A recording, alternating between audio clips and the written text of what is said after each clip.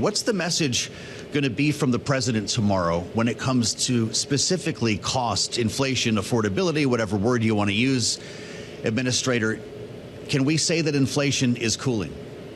Well, it absolutely is, Joe, and it's great to be with you. Look, under President Trump, inflation is already half of what it was under Joe Biden, where we had a cumulative 22% inflation over 4 years. What we're seeing now is inflation coming down, interest rates coming down, energy prices, food prices. This is part of the Trump tailwinds that consumers are benefiting from. It's why consumer confidence is starting to climb back up and expectations for inflation are falling, because they also see that their take-home pay is rising. And with the one big beautiful bill, the best is yet to come in 2026 and beyond. It's exactly what happened with the 2017 Tax Cuts and Jobs Act, and that's what the president's going to be talking about, is building in America, getting our productivity, wages, and opportunities up again. Well, I know that you have high hopes for the year to come. When we look at the matter of inflation, though, it appears largely flat over the year-to-year numbers that we're looking at, having seen, to your point, rampant 9% inflation in the Biden administration, but it's been largely stagnant for the past year. And we learned just 2 weeks ago that consumer confidence fell to its lowest point since April. So how do we rationalize the way people are feeling with the data that you're talking about? Well, Joe, you bring up a good point. When that data was measured in terms of consumer confidence, we were coming out of the largest government shutdown in American history, where essentially Main Street was defunded by the Democrat shutdown that impacted about 10 million small businesses getting access to $5 billion.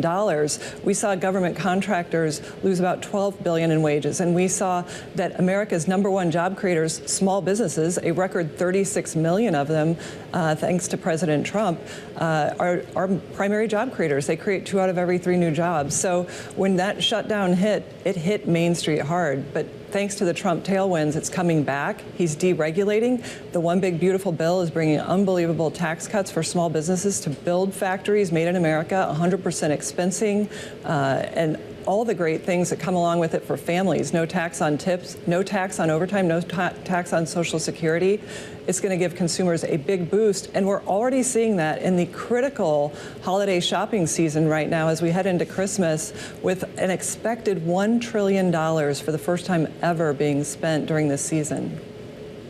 Well, it'll be really interesting to see how consumers get us through the whole holiday shopping season. When we look at the CPI data specifically to inflation, we're at, what, 3% in September of 2025. We were at 3% in June of 2023. And there's a big question about the last mile, Administrator. How do you get this down to 2%? Well, this is the Trump agenda. This is deregulation. He's already deregulated to the tune of $200 billion. That's a saving of $2,000 per family. That's just a start. We're cutting about 30 regulations for every new regulation. When I talk to small businesses, they say they were crushed under Biden's regulatory regime, Green New Deal that raised costs, not just through his executive orders, but through the agencies, which added additional trillions. So between tax cuts, deregulation, fair trade, we see jobs and opportunities coming back to America, and then $18 trillion of investment coming in. A lot of that's going to play out on Main Street, and that's why small business optimism, according to the U.S. Chamber, is at all-time highs, and you've got consumer confidence on the rise again. So consumers know that the best is yet to come. You know, we're talking, of course, to the Small Business Administrator. So I want to clarify that you're talking about small businesses. We've been hearing from some big ones, though, in terms of Costco filing a lawsuit against the administration to secure a refund if the Supreme Court knocks down the tariff regime. We've heard warnings from the likes of Walmart with the impact of tariffs creeping into prices, Williams-Sonoma and others who haven't gone so far as to sue. What are small businesses feeling when it comes to the impact of tariffs? Well, Joe, I've been traveling the country, literally from Alaska to Maine, talking to small businesses and particularly manufacturers. Most of America's manufacturers meet the small business standard, and they're grateful to President Trump for helping them now finally, after decades, compete on a level playing field. One of the biggest pain points for small businesses, besides a skilled workforce, is to have a supply chain that works for them.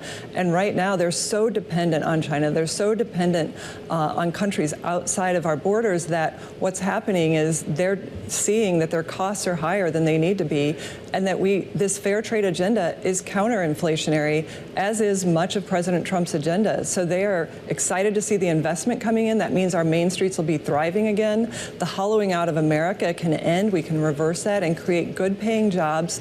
And my focus now, thanks to small businesses alerting to me this, is their big concern is a skilled workforce and getting people back into the workforce, getting that labor participation up, because wages are rising, taxes are being cut, so families are going to earn more and take home more of what they earn. And that's really encouraging to rebuilding our workforce and our manufacturing base. And no one believes in the American worker or American industry like President Trump.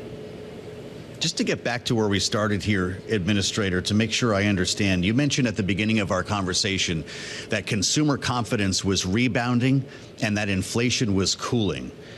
Since we haven't managed to find evidence of that in our conversation today, is that your expectation in the near term, or is that something you believe is actually happening now?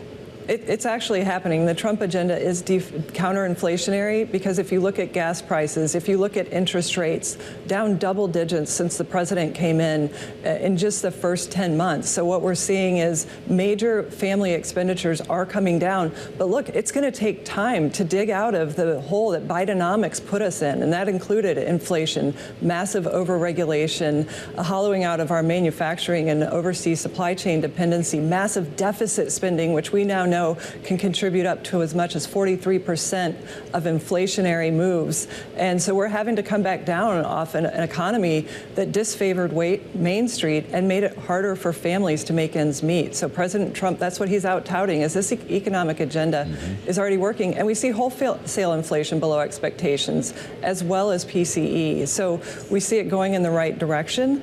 But this is 4 years in the making, with trillions and trillions in excess spending. And as the great Milton Friedman said, inflation is always and everywhere a monetary phenomena, and we're having to mop up a lot of money.